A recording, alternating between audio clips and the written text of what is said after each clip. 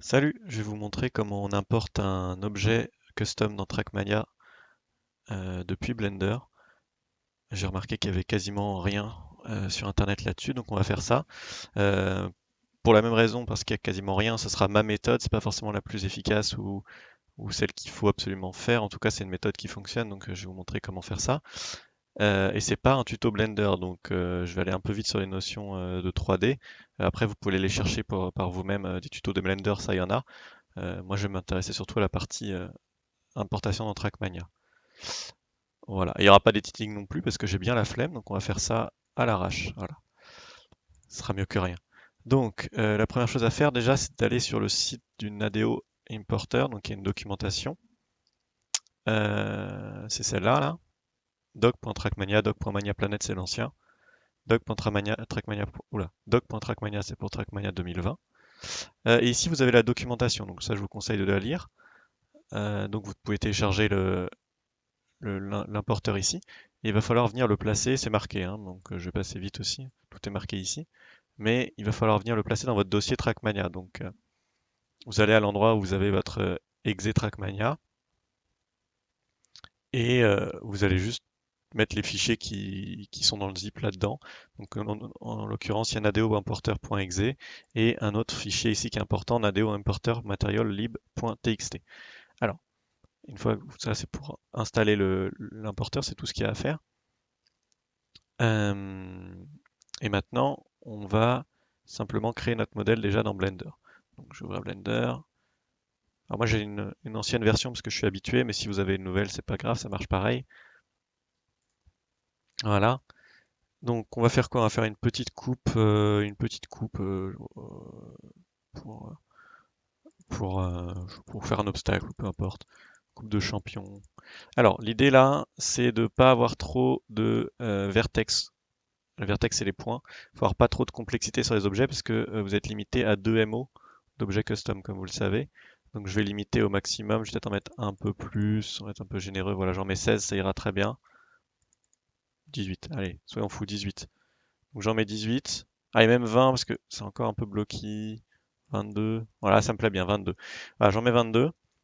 Donc il y a 22 points sur mon cercle et je vais commencer à travailler avec ça. Voilà. Alors, petite chose aussi avant de démarrer, c'est l'échelle. Pour avoir l'échelle, dans Trackmania, un bloc, donc une route par exemple, ou un bloc sur la grille de mapping, c'est 32. Donc je vais venir mettre ma grille à 32. Vous voyez que là, un carré, c'est 32 mètres sur 32 mètres. Et donc mon objet, j'ai peut-être envie qu'il soit un peu plus grand, euh, qu'il fasse un obstacle un peu comme un poteau en jeu. Je sais pas, quelque chose comme ça, vous voyez. On va mettre un truc comme ça. Voilà, ça sera très bien.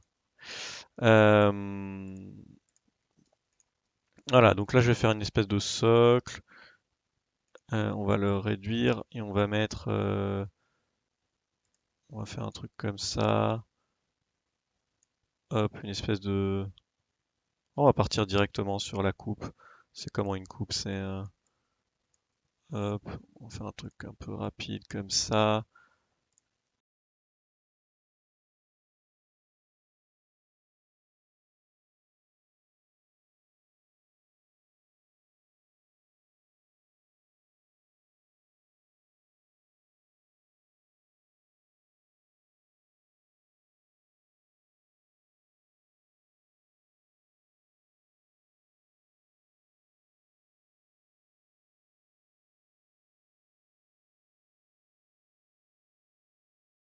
Voilà. Ensuite, qu'est-ce qu'on va faire? On va juste finir en séparant ces deux trucs-là. Donc le socle va être d'une couleur, la coupe va être en espèce d'or. Peut-être les poignées d'ailleurs, les poignées vont être... Non, elles seront en or, elles sont très bien en or. Voilà. Donc déjà, première petite chose, on va pouvoir... Vous voyez que là, c'est... oups, là, c'est des petites faces, on voit les petites faces, c'est pas très sympa. Nous, on veut que ce soit tout smooth, donc je vais mettre ça à smooth comme ça. Alors maintenant, je voudrais que le bord ici soit dur, et il y a d'autres bords qui soient durs. Donc, je vais venir cocher une option pour qu'il automatiquement détecte ce qui doit être des cassures nettes et ce qui doit être des cassures douces. Je vais quand même venir lui préciser que celle-là c'est une dure, j'ai envie que ce soit une dure, celle-là c'est une dure, au cas où il se trompe, je vais lui dire où est-ce qu'elles sont dures. Voilà, et là elle est plutôt sympa la coupe, ça ira très très bien ici. Euh, voilà. Alors, ce qu'on va pouvoir faire maintenant, alors déjà, il faut peut-être que je fasse une poignée de l'autre côté, donc on va pas la refaire à la main, on va pas y passer des années non plus. On va venir supprimer la moitié qui est là. Toc. Et on va venir lui mettre un miroir pour qu'il aille de l'autre côté. Voilà, oui. Ah ben, applique-toi, mon grand. Voilà. Et voilà. On est bien maintenant. On a notre coupe avec nos deux poignets. Euh, Ce que je voulais faire maintenant, c'est de la colorier. J'ai mon modèle de coupe. Il va falloir que je la colore. Alors, première petite chose, déjà, on va la renommer parce que là, elle s'appelle cercle. C'est pas très pro. On va l'appeler coupe. Voilà. Coupe, coupe. Alors, j'aime bien nommer ces deux trucs-là exactement pareil, déjà parce que c'est plus propre, et de deux parce que j'ai eu l'impression que ça causait des problèmes des fois à l'import. Donc, si jamais vous avez des soucis, vous verrez plus tard, mais si vous avez ça ne marche pas, mais ça ne vous dit pas pourquoi, c'est potentiellement que ces deux trucs-là n'ont pas le même nom. Et peut-être c'est un effet placebo, mais j'ai l'impression que quand je les mettais comme il faut, généralement ça marche mieux. Voilà. Après, des fois, ils sont pas le même nom et ça marche quand même, donc je sais pas. Euh, ouais, ici en dessous, on peut peut-être aussi lui mettre une face comme ça. Et ici, préciser que c'est dur, dur, voilà. Euh, donc, ce que je vais faire là, c'est que je vais colorier. Donc, on a séparé le socle de la coupe. Donc, le socle, ça va être une couleur. On va lui donner une espèce de rouge. Euh, donc, je vais venir dans cet onglet ici, qui est l'onglet matériaux. Donc, je vous ai dit, hein, je vais passer vite sur Blender. Et donc, je vais lui appliquer le matériau rouge. Voilà, toute la coupe va être prise parce qu'il n'y a qu'un seul matériau, mais bon, voilà, peu importe. Et la coupe, je vais lui donner un matériau or. Donc on va mettre or. J'ai déjà mis en anglais, donc on va rester sur l'anglais. Gold. Et je vais lui mettre de l'or comme ça, et je vais assigner. Alors, ce qui est pas... Qu'est-ce que je viens de faire? Ah non, j'ai changé la couleur des reflets. C'est pas important du tout en fait. Là, c'est juste pour qu'on puisse se repérer. Ne vous embêtez pas avec les couleurs parce que ces couleurs-là vont pas être conservées. Ce qui va être conservé, c'est le nom des matériaux et qu'est-ce qui correspond, enfin, quel élément appartient à quel matériau. Par contre, les couleurs vont pas être conservées. Alors, maintenant qu'on a fait ça, il va falloir appliquer les textures. Donc là encore, on va juste créer les données. On va pas, les textures vont pas être emmenées avec le modèle, mais il va falloir lui dire comment les utiliser, les textures. Donc je vais venir prendre, faire du dépliage d'UV, ça s'appelle. Donc déplier les UV, c'est transformer le modèle 3D en quelque chose sur un plan, une projection sur un plan pour qu'on puisse appliquer une texture au modèle. Alors, ce que je vais faire, c'est que j'ai les textures du jeu de base de Trackmania, donc c'est des textures qu'on va pouvoir utiliser pour nos objets. Là, en l'occurrence, pour le socle de la coupe, j'aimerais bien celui-là, là, mettre celui-ci. Oh, j'aurais pu mettre du noir, en fait. Ou en rouge, ça se verra mieux. On va mettre du rouge. Donc on va mettre celui-ci. Et par contre, pour la coupe en elle-même, j'ai pas vraiment de doré dans les textures de base, donc on peut utiliser des textures coloriables de Trackmania. Donc c'est ce qu'on va faire. Donc pour celle-ci, en tout cas déjà, on va s'intéresser au socle. On va venir chercher celle-ci. Donc ce que je vais faire, c'est que je vais sélectionner ça et je vais créer dans cet onglet-là avec les petits triangles ici, je vais venir créer une UV map que je vais appeler Base Material. Donc tout ça, c'est récapitulé dans la doc, hein, dans la doc qui est ici. Donc vous pouvez avoir les éléments. Là, en l'occurrence, ça doit être marqué quelque part par ici, où ils vont vous dire de créer, je sais plus où c'est marqué ici, Base Material, voilà. Donc ils nous disent d'en créer deux, Base Material et Light Map. Donc on va déjà créer les deux, même si on va s'intéresser d'abord à Base Material. Donc je vais créer les deux ici, Light Map et Base Material, et je vais venir me placer sur Base Material. Donc c'est ici, c'est sur ce calque-là, ce layer-là, cette couche-là, que je vais venir prendre la texture. Donc je vais venir la chercher dans mes dossiers. Si vous l'avez pas, c'est pas important, c'est juste c'est plus facile pour créer votre objet si vous avez la référence. Je sais plus comment il s'appelle, item barrière quelque chose. Item item quelque chose. Track barrière D, ça doit être ça. Voilà, c'est celle-là. Donc c'est plus facile de calibrer tout ça avec les textures, mais les textures sont dans votre jeu, donc vous les avez pas besoin en dehors. Euh, donc ce qu'on va faire, c'est qu'on va déplier les UV. Donc ça, c'est pareil, hein, je vais pas vous expliquer comment faire. Si vous savez pas, eh ben vous regarderez les tutos pour le faire parce que c'est pas très compliqué. Enfin, il y a plein de tutos qui le font, surtout c'est surtout ça. On va faire ça comme ça. Hop. Et je vais venir déplier ça. Voilà. J'aurais peut-être pu faire même comme ça. Ah, non. Apparemment, il n'est pas content. C'est pas grave. On va refaire comme c'était très bien. Et on va venir. Je suis pas un expert en dépliage d'UV parce que je le fais pas tous les jours non plus.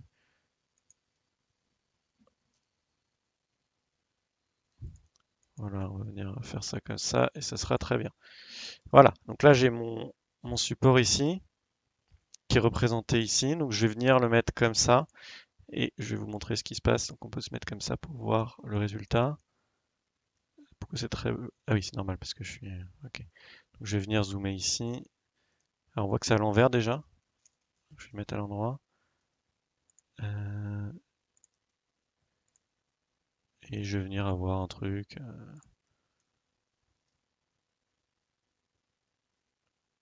Je sais pas trop ce que je cherche, hein, je vous avoue.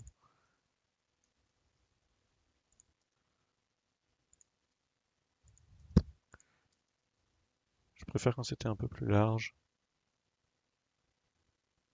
Comme ça. Voilà, comme ça c'est parfait. Voilà. Et là le dessous, il est mal mis. Donc il est ici le dessous. Le dessous, je m'en fiche, je veux juste qu'il aille dans du rouge. Voilà, je le mets n'importe où. Voilà. Donc là, j'ai ma texture qui est là. Pour la coupe, c'est pas important. Vous pouvez ne rien faire, vous pouvez le déplier automatiquement et laisser comme ça, peu importe. Parce que ça va être une texture qui va automatiquement s'appliquer dans Trackmania. Voilà. Alors, maintenant, on a appliqué les textures. Donc là, il y a la texture qui est appliquée. Euh, Encore une fois, elle ne sera pas transférée avec l'objet. Il va falloir la reparamétrer plus tard. C'est juste qu'on a paramétré les UV. Donc la façon de d'appliquer la texture, c'est pas la texture elle-même qui est importante. On pourra mettre n'importe quelle autre texture dans le jeu après si on veut. Maintenant, on va s'intéresser aux lumières. Alors, en fait, dans Trackmania, les ombres et les lumières sont précalculées, tout simplement parce que le terrain ne bouge pas, donc c'est pas la peine de recalculer à chaque fois les lumières, calculer les rayons du soleil, etc. Donc on va tout précalculer quand vous faites calculer les ombres, et donc ça va être exporté sur une image. Et donc faut lui dire, de la même façon, il faut lui dire comment va être exportée la lumière. Donc vous voyez ici, sur Base Material, c'est pas grave si les objets se chevauchent, et ils n'ont pas exactement la même taille, etc. C'est pas du tout un problème. Par contre, sur Lightmap, il va falloir bien tout déplier pour que rien ne se gêne. Tout simplement parce que si les choses se chevauchent ici, en fait, ce que va faire le jeu, c'est qu'il va exporter la lumière pour ce truc-là, donc il va dessiner la lumière de cet élément-là, et ensuite il va passer sur le socle ici, il va redessiner la lumière. Donc là, en l'occurrence, vous pourriez avoir, s'il dessine le socle en dernier, vous allez avoir le socle qui va être tout noir parce qu'il va être en dessous.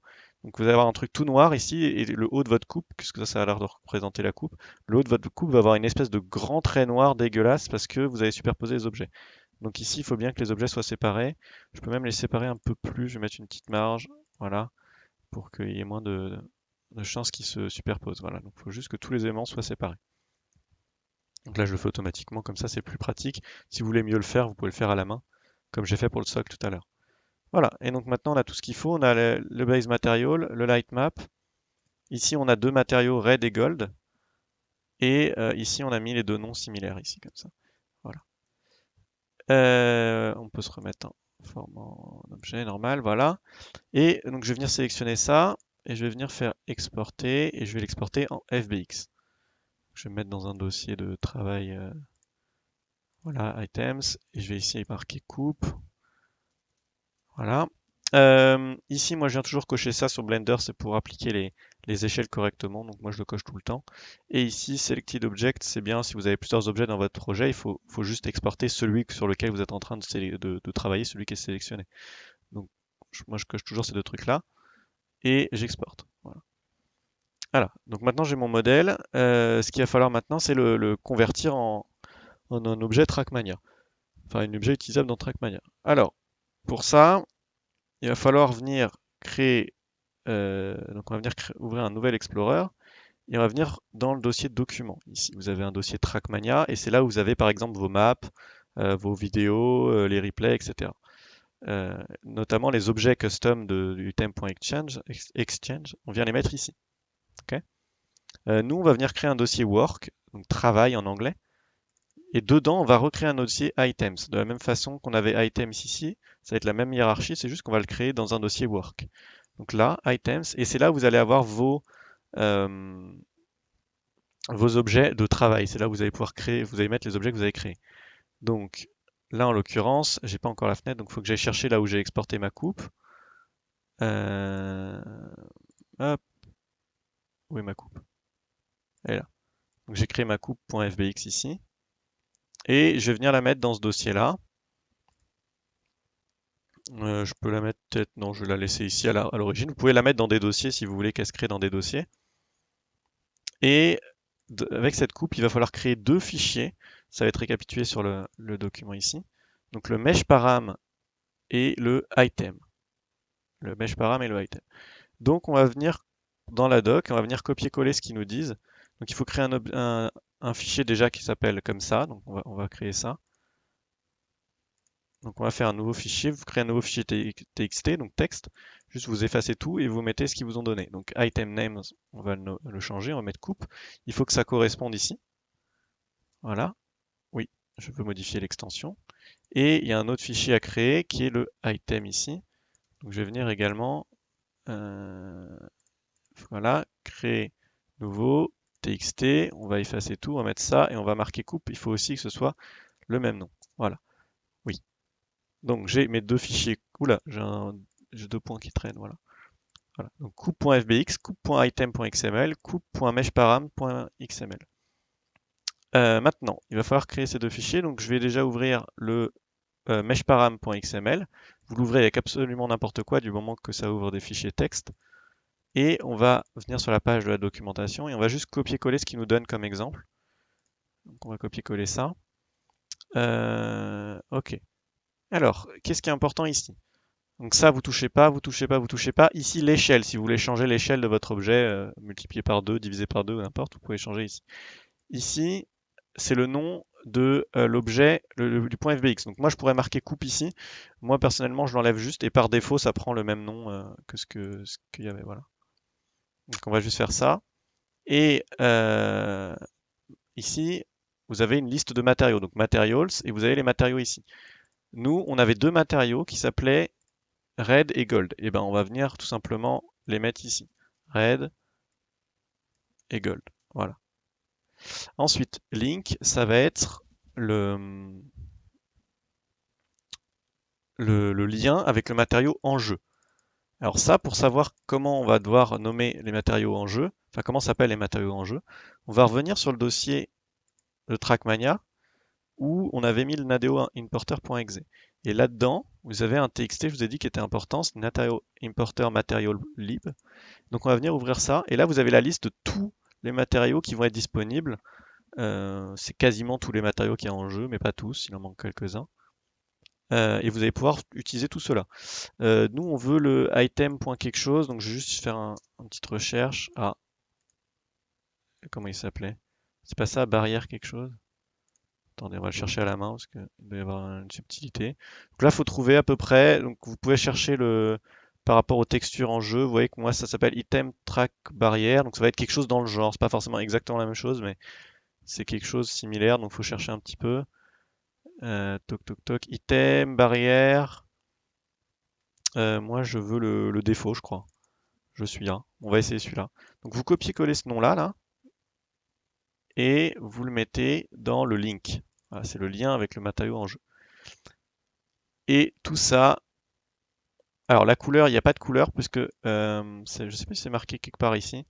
En tout cas, il n'y a pas besoin de couleur. Vous voyez ici par exemple, il vous rappelle qu'il faut deux layers, base material et light map. Donc la couleur, c'est pour certaines textures, vous allez pouvoir les colorier. Celle-là, elle l'est pas. Physics ID, c'est si vous voulez donner un autre matériau physique. Et Gameplay ID, je sais plus trop ce que c'est. Il y a des subtilités comme ça. faut aller voir la documentation pour plus d'infos. Mais en tout cas, ce que vous avez besoin pour celle-ci, c'est juste le nom du matériau et le matériau en jeu. Donc ça, c'est le matériau sous Blender et le matériau en jeu. Ici, ça va être pareil. Ici, on a Gold. On a le matériau Gold et on veut le lier à quelque chose. Moi, je vais aller le lier à Custom Metal, qui est le matériau pour du métal que vous allez pouvoir colorier. Donc là, on va pouvoir lui mettre une couleur. Et là, vous voyez que par exemple, je vous avais dit qu'il n'y avait pas la base matériau n'avait pas d'importance pour cet objet-là, puisque il vous dit par exemple qu'il a qu'une seule couche et c'est la light map. Il ne prend pas la base material puisqu'il va la calculer tout seul. Donc là, on va mettre custom metal pour ici et on va garder le champ couleur, on va supprimer les deux autres. Voilà. Et pour la couleur, on va venir chercher une couleur. Donc on va prendre le code d'une couleur. Alors je voulais pas exactement, voilà, c'est pas grave, ça sera très bien. Et on va se mettre sur un truc qui ressemble à de l'or. L'or c'est quelque chose comme ça.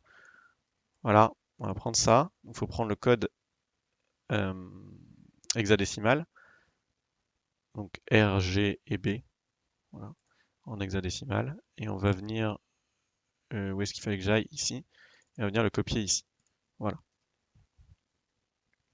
Et donc voilà, donc on a une couleur qu'on peut colorier, enfin une texture qu'on va pouvoir colorier, une texture de base de Trackmania, et on a fini notre fichier meshparam. Maintenant, on va s'intéresser au fichier item.xml. Donc pareil, je vais l'ouvrir. Mince, je vais modifier. Alors c'est pareil, hein, vous pouvez le faire avec Blocknote, il m'a ouvert un truc Microsoft. Vous pouvez le faire avec ce que vous voulez, hein, c'est juste du texte. Et donc ici, on va venir dans la doc, chercher, copier-coller ce truc-là, et le coller. Alors celui-là il est un peu compliqué, mais on va pouvoir en virer la majeure partie parce que ça ne nous concerne pas. Donc ici vous touchez pas, vous touchez pas. Author name vous mettez votre nom. Moi je peux mettre mon nom. Voilà. Mesh param link, encore une fois, c'est si vous voulez changer le nom de votre. Si vous avez changé les noms de vos fichiers. Ici tout s'appelle coupe, donc par défaut, il va venir chercher l'objet qui a le même nom. Donc si vous avez laissé les mêmes noms comme on a fait, vous n'avez pas besoin de vous embêter avec ça. Waypoint, c'est si vous faites des checkpoints, on n'en a pas besoin pour l'instant. Pivot, pour customiser les pivots, on n'est pas obligé de le mettre. Grid snap, alors tous ces trucs-là, en fait, tout ce qui va être dans ce fichier-là, on va pouvoir le changer en jeu sans aucun souci, donc c'est pas très grave si vous vous trompez. On va virer tout ça. On va virer tout ça. Ghost mode, on va mettre false. C'est pour savoir si l'objet va être collé au sol ou va pouvoir se déplacer librement. En l'occurrence, moi j'ai envie qu'il soit collé au sol a priori. Vertical step, du coup, je vais mettre 0, comme ça il va être bien collé au sol comme il faut. Et horizontal step, c'est Donc vertical step, c'est de combien de mètres il va se décaler à chaque fois que vous faites un coup de molette. Et horizontal, c'est la même chose quand vous déplacez le curseur, est-ce qu'il va snapper à des positions. Ici, je vais mettre, je sais pas, 4. Voilà, peu importe. Voilà, donc ce fichier-là est moins important que le mesh param, puisque ça va être plus facile à modifier en jeu. Faut tester les différents paramètres. Moi, c'est ce que je vais mettre ici. Voilà. Euh, Et il nous reste une dernière petite chose à faire. Il va falloir juste ranger les fichiers un petit peu différemment. Il va falloir créer un dossier mesh. Voilà. Et dans ce dossier mesh, je vais mettre le mesh params et le fbx. Voilà. Donc il nous reste le fichier item ici et dedans les deux fichiers fbx et mesh params. Voilà. Et maintenant on est prêt pour importer dans Trackmania. Donc maintenant on va revenir là où on avait notre trackmania.exe et on va venir exécuter le nadeo importer.exe. Alors là, il va pas falloir double-cliquer dessus, ça va pas marcher. Il va falloir ouvrir une console de commande, donc vous pouvez le faire par exemple comme ceci. Donc soit vous avez la console de base de Windows comme ça, moi je vais utiliser la PowerShell, un peu mieux. Windows PowerShell, voilà, vous mettez juste PowerShell ici. Et on va venir naviguer à cette position-là. Donc pour naviguer, ça s'appelle CD, c'est déplace-toi tout simplement. Déplace-toi à cette adresse-là, donc je vais copier ça. Voilà, et je me suis... Ah, parce que il y a des espaces, et donc il faut mettre des guillemets. Voilà. Mettre entre guillemets, sinon il a du mal. Voilà, donc je lui ai dit de se déplacer dans ce dossier-là, donc on est ici. On est là. Et ici, qu'est-ce qu'il va falloir appeler? Il va falloir, alors là, vous recopiez, hein. Il va falloir appeler Nadeo Importer comme ceci. Point backslash Nadeo Importer. Tout ça, vous l'avez dans la doc, encore une fois. Point backslash Nadeo Importers. Et là, il va falloir marquer item parce qu'on va importer un objet. Donc, qu'est-ce qu'on va faire au Nadeo Importer? On va importer un objet. Et ici, il faut lui dire quel objet. Il faut lui donner l'adresse à partir du dossier work. D'accord? Donc, tout ce qui est avant ici, on n'a pas besoin de lui redonner. On va juste donner items et le chemin jusqu'à ce fichier-là. Il faut lui donner ce fichier-là. Et c'est ce fichier-là qui va aller ensuite chercher les autres fichiers. Donc, là, j'avais normalement work, ça je ne le dis pas. Et ensuite, c'est items backslash coupe.item.xml. Vous voyez, il faut que je donne l'adresse de ce fichier-là depuis work. Donc items backslash coupe.item.xml. Et là, ça va importer cet objet-là. Ah, je me suis trompé. Eh ben, c'est pas grave, on va voir mesh parameter not specified. Normalement, je le fais comme ça, mais j'ai un petit doute. Ah, je crois qu'il fallait pas que je supprime la node en entier. Je vais venir prendre un exemple d'un truc que je fais ailleurs parce que c'est toujours bien. Hop, on va juste vérifier comment je fais d'habitude. Voilà, il fallait juste laisser ce truc-là. Il fallait juste laisser ce truc-là. Vous voyez, quand vous avez une erreur, la plupart du temps, pas tout le temps, mais la plupart du temps, il vous dit ce qui va pas.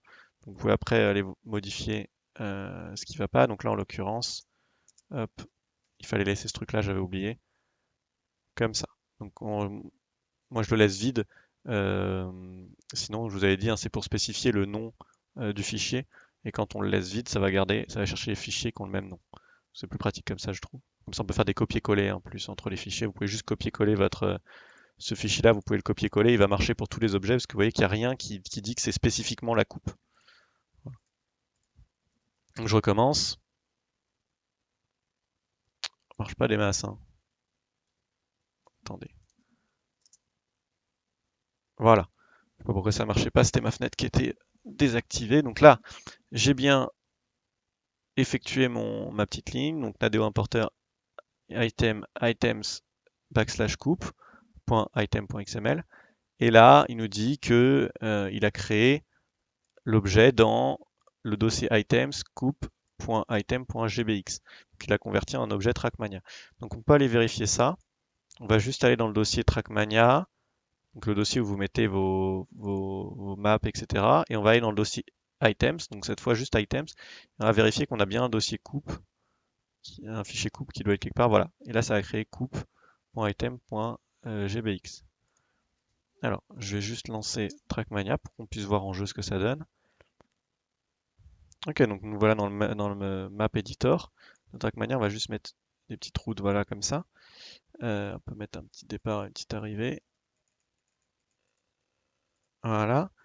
Et on va venir dans Item, personnaliser. Et vous allez pouvoir trouver, avec vos items custom d'habitude, vous allez venir trouver la coupe à la racine ici. Si on l'avait mis dans un dossier, elle serait dans des dossiers. Et là, elle a la racine, puisqu'on l'a mise à la racine. Et elle est ici. Et elle vit sa vie tranquillou. Et voilà, c'est tout pour ce petit tuto. Donc je vous encourage à essayer par vous-même et à suivre ce qui est marqué dans la doc. Mais avec le tuto et la doc, vous devrez vous en sortir. Donc la doc, hein, toujours pareil, celle-ci. Il y a tout qui est marqué. Et voilà, et je ferai peut-être d'autres vidéos sur d'autres sujets s'il y en a d'autres que je trouve importantes à faire.